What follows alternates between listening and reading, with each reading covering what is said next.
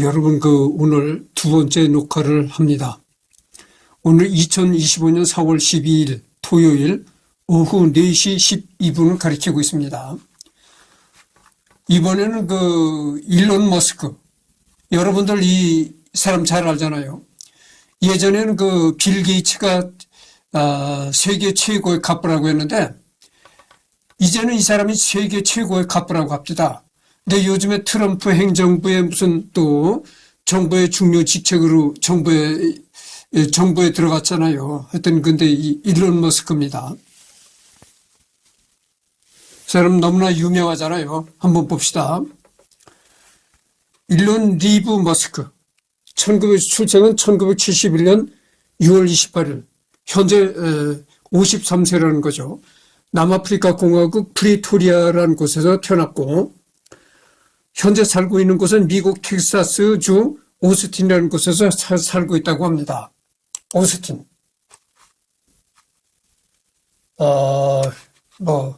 넘어갑시다. 미국 텍사스주의 오스틴이라는 곳에서 살고 있다. 국적은 미국, 캐나다, 남아프리카 공화국. 어이구. 국적을 3개나 갖고 있네요. 첫째는 미국 국적, 그 다음에 캐나다 국적, 남아프리카 공화국 국적을 가지고 있다. 이런 얘기인데, 도널드 트럼프 대통령이 밝힌 대로 향후 그의 행정부에서 정부 효율부 위원장이 공식적으로 임명될 경우, 벌써 임명이 됐죠.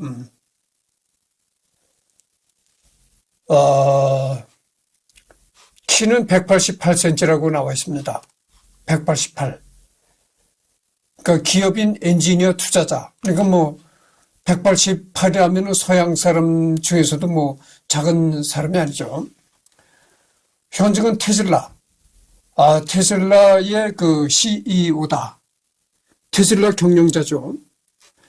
그 다음에 스페이스X. 미합 중국 대통령 선임 고문. 스페이스X.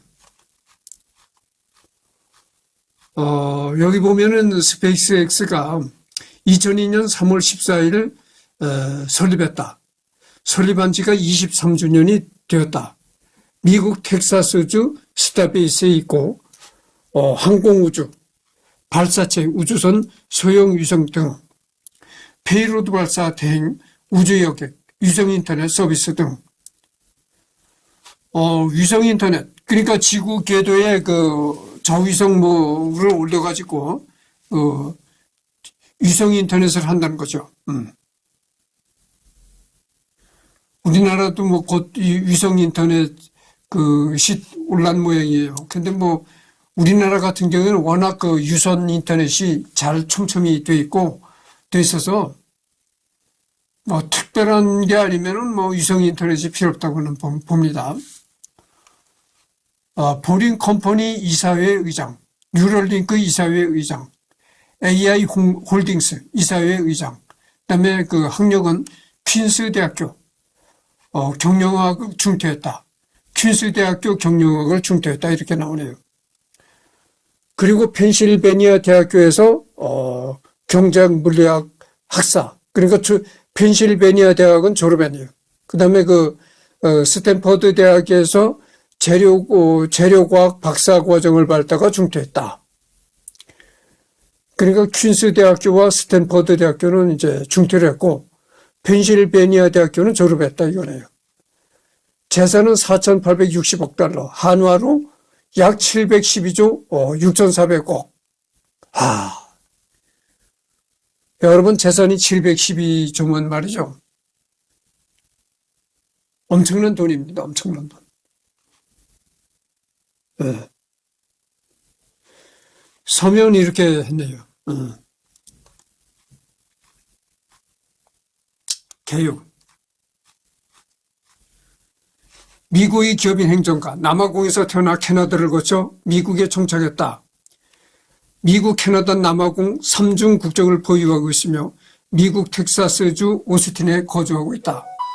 테슬라, 스페이스X, 스타링크, 뉴럴링크, AI 홀딩스 등 다수의 기술 기업을 보유 및 운영하면서 2020년대 들어 세계에서 가장 부유한 기업인 반열에 등극했다. 뛰어난 기술적 식견과 디자인 감각 중독에 가까울 정도로 일하는 성실함과 현장 중심적인 경영, 이를 아우르는 미래 지향적 비전 등으로 최고의 혁신가라는 호평을 받고 있다. 동시에 특유의 자신감에 찬 태도와 직설적인 화법 등으로 여러 하마평에 오르고 있다.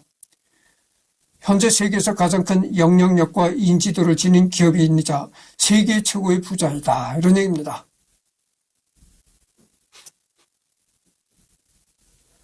전기차 및 자율주행 산업의 선두 주자이자 기업이 직접 로켓을 제작 및 발사하는 기술을 개발하여 전 지구적인 저궤도 위성 인터넷망을 구축하는 등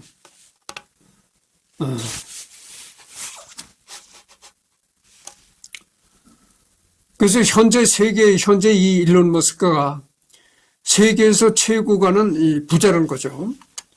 최고가는 갑부다 이런 얘기입니다. 2024년 미국 대통령 선거에 공화당 후보로 출마한 도널드 트럼프 대통령을 적극 지원하여 그의 두 번째 당선에 핵심적인 역할을 하였고 도널드 트럼프 2기 행정부에서 대통령 선임 고문으로 활동하고 있다. 생애.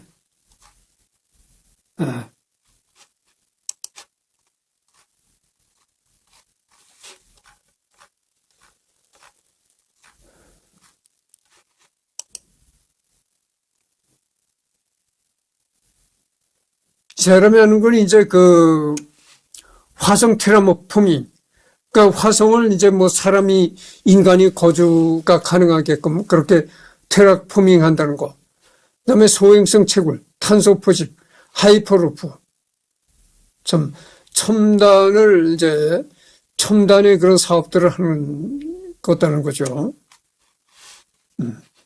첨단의 사업이라고는 하는데 차칫 잘못하면 말이죠. 이런 사업들이 차칫 잘못하면 재산을 다 날릴 가능성도 있는 사업입니다. 상당히 위험성이 많은 사업이죠. 그래서 이제 생애가 나오는데, 생애.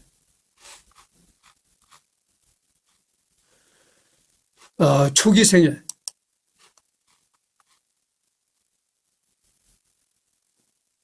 (1971년) 남아프리카, 잠깐만요. 생애에서 초기 생애. 잠깐만요. 생애에서 초기 생애.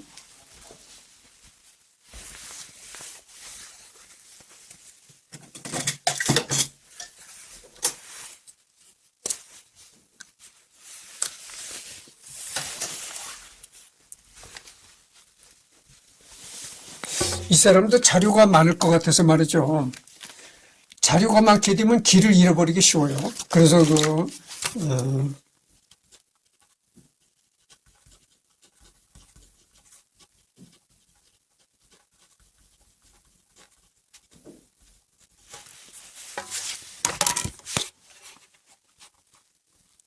별치기 접기.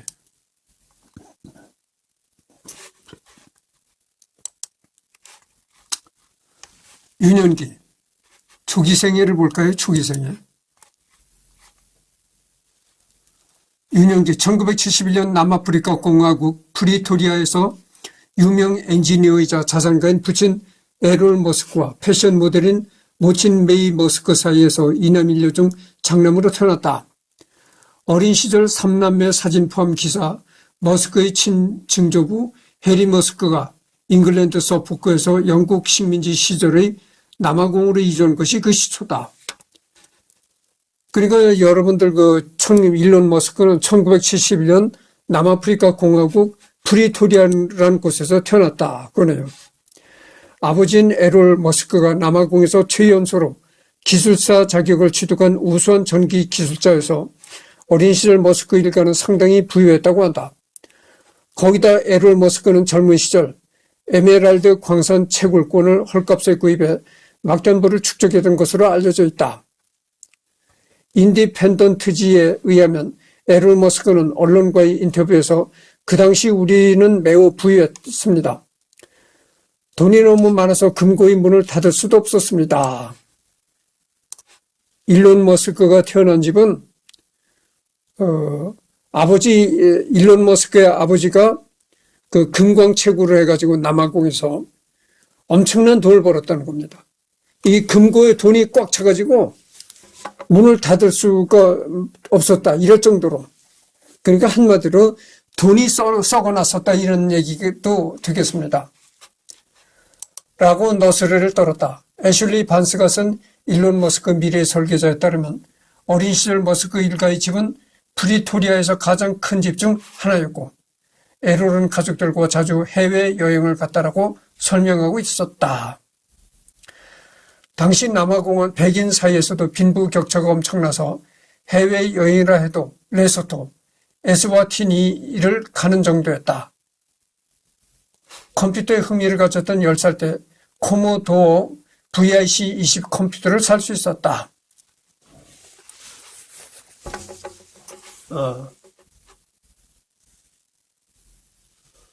다만 코모도어 VIC-20은 3년 전 나온 8비트 컴퓨터인 애플2나 TRS-80보다 훨씬 저렴한 $299였고 이런 가격과 소매점 대규모 유통으로 85년 단종까지 약 250만 대가 팔린 베스트셀러였다. 부잣집만 살 수 있던 대단히 비싼 물건은 아니다. 이 VIC-20 컴퓨터 모델은 뭐 부자만 살 수 있는 그런 대단한 물건이 아니고 일반적으로 대중들에게 널리 보급되었던 그런 컴퓨터다 이런 얘기죠. 그러나 이러한 능력적인 부분과는 별개로 인류는 에롤과의 사이가 매우 나쁘다. 그러니까 부자간의 사이가 매우 나빴다 이거죠. 인론의 부모는 그가 10대일 때 이혼했는데 어머니와 산지 2년 만에 아버지와 같이 살겠다고 했던 것을 훗날 매우 후회했다. 평전의 인터뷰에서 그는 아버지에 대한 인터뷰를 아예 거부했다. 한 인터뷰에선 아예 내 아버지는 악마이자 끔찍한 인간 말종이다. 야, 진짜 아들과 아버지가 사이가 좋지를 않았네요. 자기를 키워준 아버지를 생부를 자기 아버지는 인간 말종이고 악마였다. 이렇게 얘기를 한다니까 그 아들과 아버지가 원수지간이 됐다고 볼 수가 있는 거죠. 당신들이 상상할 수 있는 모든 악행과 범죄를 다 저질러 본 사람이다.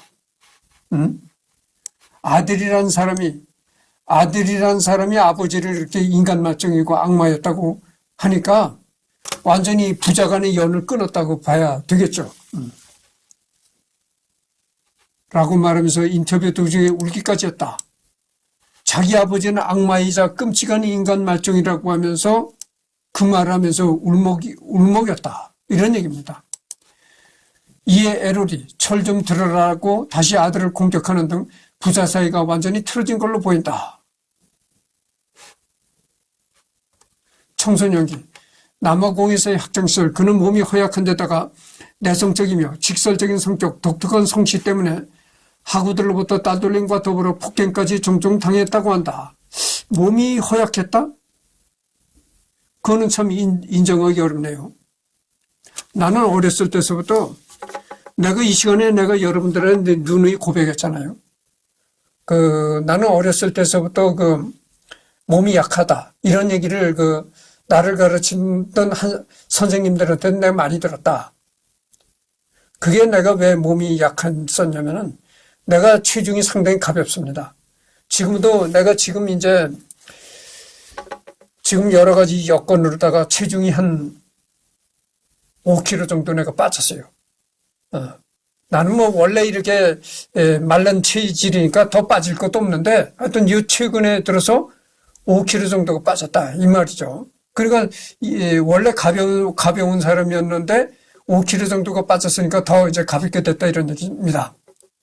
그래서 내 모습을 보면 별로 약해 보이지 않는데 이렇게 얘기하는 사람도 있을 거예요. 근데 내가 왜 체중이 안 나가냐면은 물론 전체적으로 호리호리한 점도 있겠지만 팔다리가 우선 가늘어요. 사람은 이 팔다리가 굵어야 그래야 체중이 많이 나갑니다. 근데 팔다리가 상당히 가늘거든요, 내가. 그래서 내가 어렸을 때서 약하다 소리를 들었는데 일론 머스크가 이 몸이 약하다? 이거는 인정하기 어렵죠. 아까도 방금 전에 내가 얘기를 했지만 일론 머스크가 키가 188이라고 나와 있잖아요. 서양 사람도 188이 되면 작은 사람이 아니죠. 아니 그렇게 체구가 크고 그런데 어떻게 몸이 약하다고 하는지 잘 이해가 안 갑니다만. 9학년 때는 계단에서 굴러 떨어진 뒤 의식을 잃을 때까지 맞았다고 한다. 9학년 때. 9학년이라고 하니까 우리나라 교육제도로 얘기를 하면 고등학교 3학년.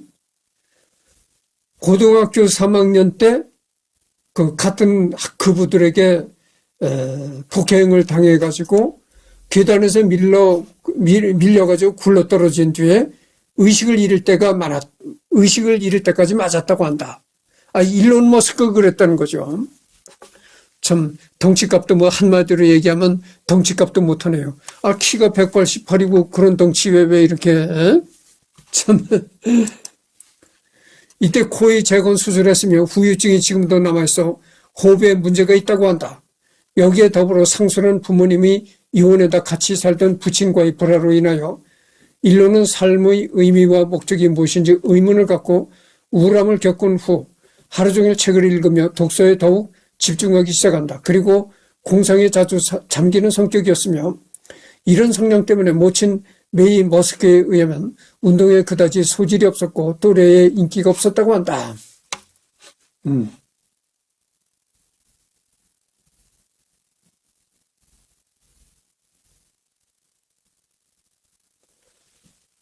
난 이 일론 머스크가 덩치도 좋고 키도 크고 그래서 뭐 운동에 소질이 있는 사람인가 이렇게 생각했더니 그게 아니라 운동에는 소질이 없었다는 겁니다.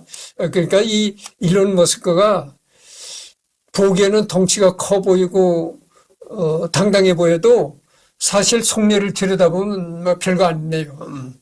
그러니까 사람이 겉모습을 보고는 모릅니다. 나는 이렇게 볼 때 호리호리하고 약해 보이고 그래서 내가 약하다는 소리를 많이 들었지만 평화는 없어요 내가. 지금 내가 주말이라서 이렇게 유튜브 녹화를 하지 평일 같으면 내가 엄청나게 아주 일을 합니다. 몸을 놀리고 일하는데 근데 이 일론 머스크는 키도 크고 덩치도 있는데 운동도 잘 못했다고 하고 뭐 폭행도 많이 당했다. 학교 다닐 때 어린 시절에 그분들에게 폭행도 많이 당했다고 하고 하는 거 보면 사람은 역시 겉만 봐서는 평가할 수 없다 이런 얘기를 할 수가 있습니다.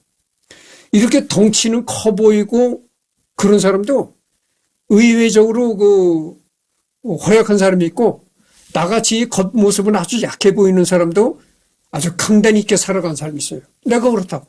내가 상당히 약해 보이지만 내가 강단이 있습니다. 그런 사람은 이 겉만 봐서는 판단할 수가 없어요. 아주 말라깽이처럼 이렇게 아주 가늘어 보이고 약해 보여도 100세를 사는 사람이 있고 아주 덩치가 이만기나 이태현이가 키가 190이 넘는다고 하잖아요. 키가 2m 가까이 되고 체중이 한 150kg가 된다고 하는데 그렇게 덩치가 크고 그런 사람도 일찍 죽는 사람이 있어요. 그래서 사람은 이 겉모습으로 판단할 게 아니라니까. 내가 지금도 방금 전에도 내가 얘기지만 나는 어려서부터 약하다 소리를 많이 듣고 자랐단 말이죠. 선생들한테도. 나를 가르쳤던 선생님들도 나를 약하다고 많이 그랬고 그랬는데도 여태 나는 이렇게 건강하게 살고 있다고죠. 비록 아주 약해 보이지만 건강하게 살지만 나하고 같이 시골서 나하고 같이 국민학교를 다녔던 애 중에 이정호라는 애가 있었어. 걔는 이 키도 크고 아주 덩치가 좋았어요. 근데 걔는 30대 죽었어요. 그래서 사람이 덩치가 크고 튼튼해 보인다고 오래 살고 약해 보인다고 빨리 죽는 게 아니에요. 약하고 가늘어 보이는 사람도 100세를 넘기는 사람이 있고 덩치가 이렇고 튼튼해 보이는 사람도 대가 가는 사람이 있다 이런 얘기예요. 근데 이걸 보면 일론 머스크 그렇게 키가 크고 덩치는 좋은데 알고 보면 맹물이었구만. 한마디로 덩치값을 못하는 사람이었다 이런 얘기죠. 일론 머스크는 프로그래밍에도 흥미를 가졌다. 1984년 만 12살일 때 코모도 VIC-20과 IBM PC XT를 구입하고 배직을 독하게 블래스타라는 이름의 슈팅 게임을 동생과 함께 만들고 이를 게임 잡지에 $500, 현재 가치로 $1200에 판매했다. 우주선을 쏴대는 슈팅 게임이다. 이로 인해서 167줄의 소스 코드가 PC와 사무기술이라는 출판물에 실리며 1984년 그의 이름이 대중 앞에 처음 공개된다. 이후 같은 잡지사에 2개의 게임 코드도 팔았다고 한다.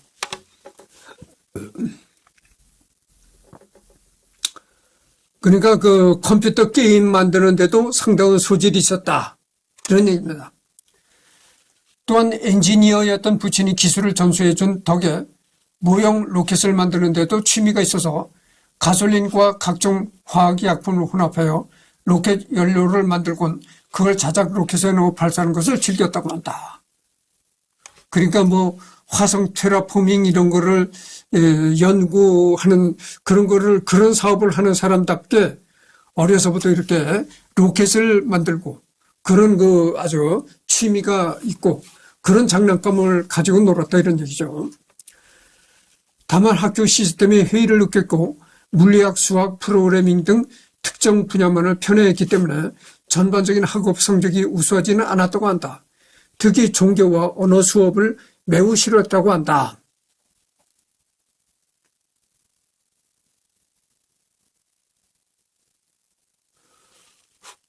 그러니까 이 사람은 일론 머스크는 물리학, 수학, 프로그래밍 등을 좋아했고 종교와 언어 수업을 싫어했다.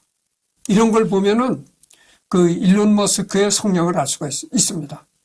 그러니까 일론 머스크는 이학, 공학 이런 과목에 흥미를 느꼈고 종교와 언어 같은 인문학 계통의 학문이나 종교 계통의 학문은 싫어했다. 이런 얘기입니다. 그러니까 알겠어요. 그러니까 인문학 계통의 그런 이론적인 학문이나 이렇게 기억에 의존하는 이런 학문보다는 수학, 물리학, 이런 이과적인 학문에 재미를 느꼈다. 이런 얘기죠. 북미로의 이면.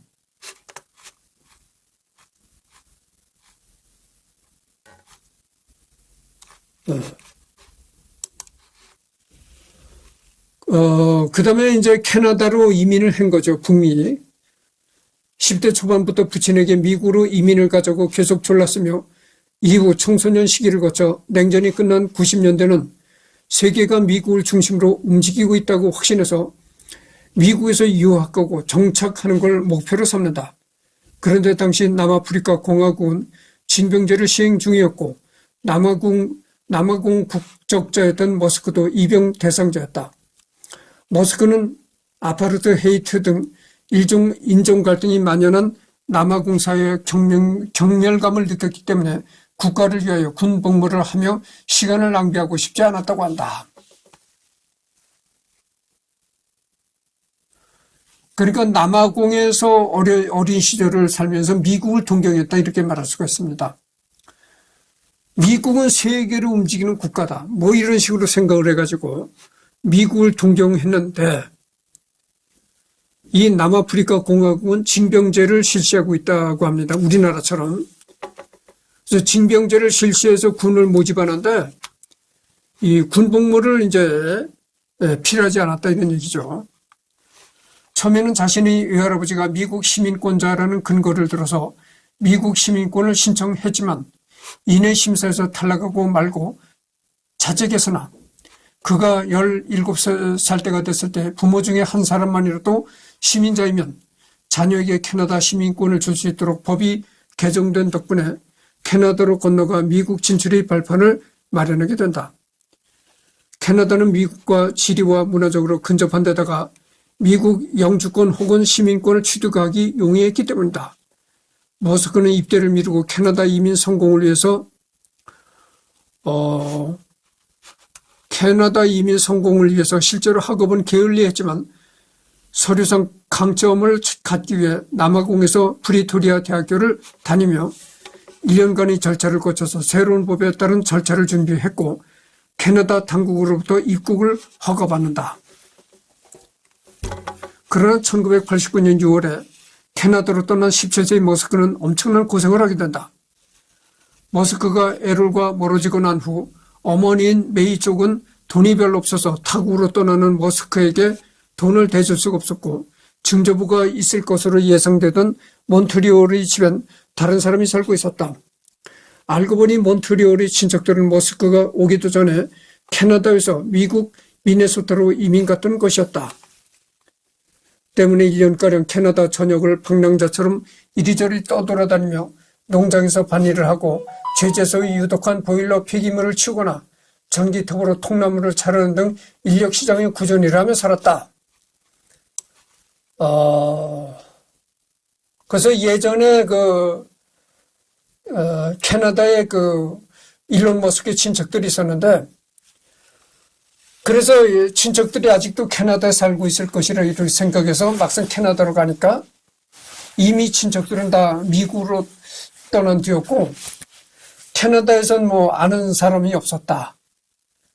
그래서 일론 머스크는 캐나다에서 캐나다 전역을 이제 방랑하면서 돌아다니면서 농장에서 밭일도 하고, 그러니까 우리나라로 말하면 이제 농촌에 가서 분파리를 하기도 하고, 그 다음에 제재소, 나무를 켜고 이렇게 자르는 제재소에서 보일러 폐기물을 치우거나 전기통으로 통나무를 자르는 그런 데서 일을 하며 살았다, 이런 얘기죠. 일론이 1년 동안 캐나다 전역을 도는 동안 모친인 메이를 비롯하여 동생들도 캐나다 이민에 성공하면서 토론토에서 가족이 재회하게 된다. 메이가 캐나다 집을 알아보기 위해 잠시 떠난 사이에 남아공에 남아있던 일론의 여동생 토스카가 몰래 집을 부동산에 내놓고 차량과 가구까지 전부 팔며 필사적으로 남아공을 탈출하려고 노력했다고 한다. 가족이 모인 덕분에 온타리오에 위치한 퀸스 대학교에 지나간다. 대학 생활이 체질에 잘 맞아서 이때부터 사회성이 늘기 시작했다고 한다. 한편으로는 무작정 스코시아 뱅크에 전화를 걸어 점심 식사 요청을 하였다가 임원인 피터 니콜슨이라는 인물을 만나게 되는데, 이를 통하여 여름 인턴십에도 참여하여 시급 연례 14달러를 받아가며 전략기획팀에서 개발도상국 포트폴리오 검토 관련 업무를 맡은 적이 있다고 한다. 훗날 창업할 페이팔의 아이디어가 여기서 착안된다. 미국이 개발도상국 부채를 덜어주기 위해 만든 브레디 채권이 1달러당 50센트를 지원해주는 반면 실제 채권이 1달러당 25센트라는 가격에 거래되는 것이었다. 따라서 국채를 모으기만 하면 큰 이득을 볼 수 있었지만 윗선에서 별 시덥지 않은 이유로 거절했다고 한다. 이를 통해 훗날 인터넷 금융업체를 창업해야겠다고 다짐했다고 한다. 미국. 이제는 또 캐나다에서 미국으로 갔습니다. 그러니까 이제 일론 머스크가 미국에서 생활하는 그런 모습이 이제 나옵니다. 미국 진출이라는 당초 목표를 달성하기 위해서 잠깐만 기다려 주십시오. 또 이제 물을 마셔가면서.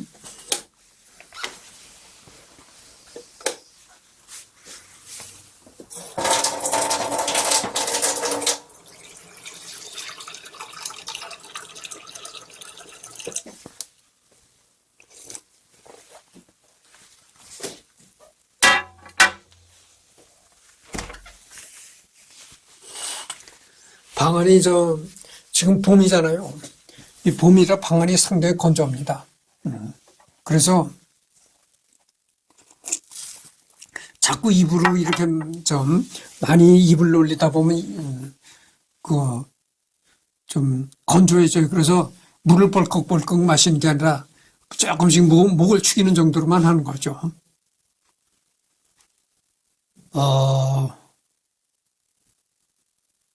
미국 진출한 당초 목표를 달성하기 위해서 퀸스에서 학업에 충실했던 덕에 1993년 여름 펜실베니아 대학교 와튼 스쿨로 편입하는 데 성공한다. 입학 후 모교 내에서 무면허 주류를 밀면은 클럽하우스 사업을 했다고 한다. 덕분에 돈을 그래도 꽤 번 것인지 20년 된 BMW 320i를 끌고 다녔다고 한다. 이 와중에 그러니까 이게 참 학생 때, 대학생 때 무면허 주류를 밀면은 클럽하우스에서 일했다고 하는데 이때부터 일론 머스크가 그 사업적인 수완이 있었던 모양이죠. 그래가지고 학생 신분이었지만 그래도 돈을 꽤 벌었는지 벤츠 20년 된 BMW 320i를 끌고 다녔다고 합니다. 학생 신분에. 20년 된 차니까 상당히 낡은 차라고 할 수는 있지만 어쨌든 간에 그래도 학생 신분이 이런 차를 탄다는 게 그렇죠. 이 와중에 1994년 여름 실리콘밸리에 건너가서 낮에는 피터클 연구소에서 슈퍼 축전지 연구를, 야간 인턴으로는 로켓 사이언스라는 게임 제작사에서 잠깐 일하기도 했다. 이 회사가 만든 로드스타와 로켓 자키 등의 게임 크레딧에 실제로 머스크 이름이 들어가 있다. 신생 업체이다 보니 인턴임에도 인베티드와 드라이버 등 저수준 단위 핵심 기술 개발에 관여한 것으로 알려졌다. 이후 비디오 게임 사업을 고려했지만 인류에게 중대한 영향을 미치는 것을 하기 위해서 대학에서는 경제학과 물리학을 공부했다. 특히 졸업 직전인 1994년 12월에는 태양열 발전을 주제로 첫 번째 논문을 작성했으며 그 외에도 슈퍼 축전기와 데이터베이스 로켓 관련해서 연구하고 온 논문을 집필했다고 한다. 2017년 샘 올트먼과의 인터뷰에 따르면 학창시절 로켓, 유전학, 인공지능, 인터넷 외에도 전기 자동차를 비롯한 지속 가능한 에너지에 관심이 있었고 이를 발전시키기 위해서는 수십 년째 성능 향상이 더뎠던 리튬 이온 배터리를 대체해야 하기 때문이다. 뿐만 아니라 슈퍼 축전기를 통해 레이저 청과 미사일 등 무기 관련해서도 진지하게 가능성에 대해 고찰했다고 한다.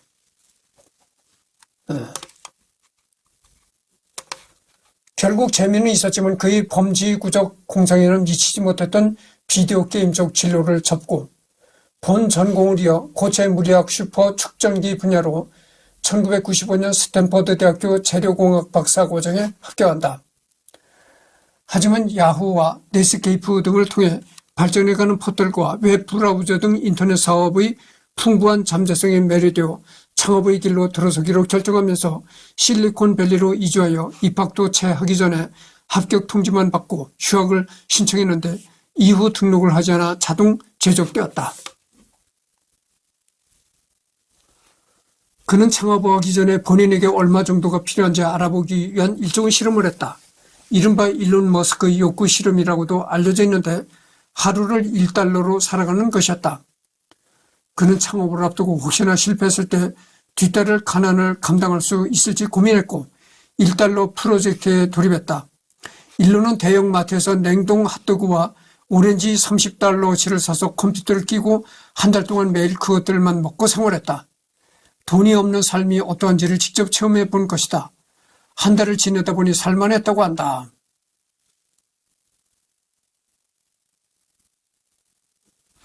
어떻게 되든 망해도 한 달에 30달러는 벌겠지라고 생각한 그는 대학원 진학을 포기한 이후 곧바로 창업 선전에 뛰어들었다. 그래서 공부를 하다가 여러 가지 사업의 뜻을 두고 공부를 중단하고 이제 사업을 시작하기로 작정했다는 거죠. 그 사업을 하게 되면은 망할 수도 있다. 그렇잖아요, 여러분들.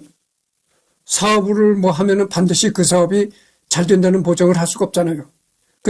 만약에 사업을 하다가 망했을 경우에는 굶주림도 연습을 해야 된다. 해가지고 하루 1달러를 가지고 하루를 살아가는 그런 연습도 했다는 거죠. 그 다음에 창업기 및 경영이 나옵니다. 이 일론 머스크가 경영하고 있는 기업들의 이제 심볼인가 그런 거죠. 2023년 기준으로 그가 최대 주주로서 직간접적으로 경영하고 있는 기업은 6곳이다. 좌측 상단으로부터 차례대로 XAI, 테슬라, X크롭, 뉴럴링크, 보링 컴퍼니, 스페이스X 뭐 이런 거네요. 그러니까 일론 머스크가 경영하고 있는 대표적인 6개의 기업의 심볼입니다. 지금 35분을 경고했는데 조금 더 해야 되겠습니다. 일론 머스크가 성공 카드를 달리게 된 2020년대 이후로만 접근하면 그저 돈 많고 순탄하게 살아온 계좌라고 생각할 수 있으나 그동안 커리어 내내 승승장구하기는커녕 크고 작은 여러 문제들을 직면해 왔다. 첫 번째와 두 번째 사업에서는 경영권 다툼에 밀려 배제당했으며 2000년대 후반 테슬라 로드스터의 배터리와 변속기에서 문제가 발생해 변속기를 처음부터 재설계해야 하는 상황이 발생하면서 생산의 차질을 빚어 정식 출시를 지키지 못하고 고객과 언론에게 엄청난 비난을 받았다. 동시에 스페이스 X의 펠컨 1 발사체 1, 3차 시기가 전부 실패하면서 막대한 재정난을 겪었다. 설상가상으로 2008년 세계 금융 위기가 겹쳐서 자금 조달이 매우 어려워서 테슬라와 스페이스 X 모두 파산 위기에 몰린 바 있고 개인적으로도 이혼 소송을 진행하며 힘든 시기를 겪은 바 있다. 2008년 중순 스페이스 X 펠건 1, 4차 발사가 성공하면서 나사와의 대규모 화물 계약을 유치하고 테슬라 로드스터를 성공적으로 출시했으며 2012년 상반기에는 CRS1과 테슬라 모델 S의 출시 성공으로 유토피아를 꿈꾸는 계좌 이상주의자 수준을 벗어나 비로소 실리콘밸리 냉소주의자들로부터 인정받기 시작한다. 그러니까 일론 머스크가 말이죠. 일론 머스크는 언제나 꽃길을 걸어온 그런 온실 속의 기업가가 아니고 지금은 세계에서 최고 갑부가 됐지만 이 세계 최고가 갑부가 되기 전까지 엄청난 위기를 많이 겪었다는 거죠. 그래서 로켓을 쏘아 올리는 그런 사업도 엄청난 실패를 거듭하고 재정적으로 가산 일보 직전까지 갔었다 이런 얘기죠. 그래서 내가 얘기했잖아요. 화성에다가 무슨 사업을 한다 어쩐다 이런 게 참 꿈은 좋고 이상은 크고 좋은데 자칫 잘못하면 전재산 말아먹기 좋으리만한 그런 일이다 이런 얘기입니다. 이후에도 2016년 여러 차례 펠건 9 발사와 부수도 회수에 여러 차례 실패하면서 안전성을 의심받아 있고 테슬라는 배터리 등의 문제로 양산 차질을 겪으며 악화된 재정 탓에 오랜 기간 공매도로 고생했지만 각각 펠컨 9 블록 5에 이르러서는 발사 회수 모두 완벽에 가까울 정도로 궤도에 올라섰으며 테슬라는 모델 3를 통해 성공적으로 전기차 양산에 성공하면서 2020년대에 폭발적인 성장을 하게 된 것이다. 그래서 이 발사체가 발사하는데도 여러 번 실패를 했고 그래서 계속 실패를 하면서 어려움을 겪었지만은 끝내는 이게 현재 성공적으로 궤도에 오르게 됐다 이런 얘기입니다. 그래서 지금 40분을 경고했는데요. 이번 시간에 이걸로 끝내고 집투?